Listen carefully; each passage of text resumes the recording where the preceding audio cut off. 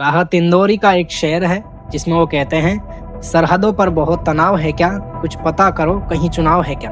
कल शाम को दिल्ली के अंदर जो ब्लास्ट हुआ उसकी खबर तो आपको मिल गई होगी। ये घटना काफ़ी दुखद है और इसके बाद में लोगों के अंदर एक डर का माहौल देखा गया है।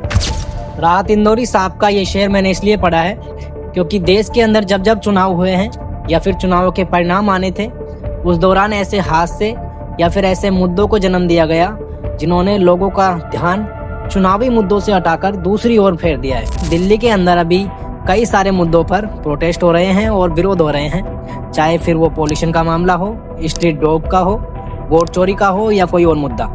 और हो सकता है कि उन मुद्दों से ध्यान हटाने के लिए या फिर उन मुद्दों से बचने के लिए ये काम करवाया गया हो। बात मैं इसलिए कह रहा हूँ कि बिहार में हाल ही में पहले चरण की वोटिंग हुई थी और आज 11 नवंबर को दूसरे चरण की वोटिंग है और ठीक उससे पहले ये ब्लास्ट हुआ है।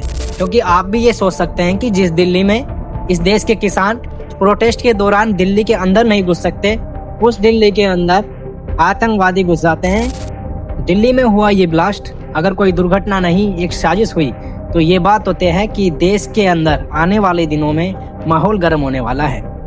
क्योंकि पहले जो भी आतंकी हमले हुए उनके बाद भी ऐसा ही माहौल देखा गया था और लोगों को हिंदू मुसलमान के मुद्दों में उलझाकर छोड़ दिया गया था।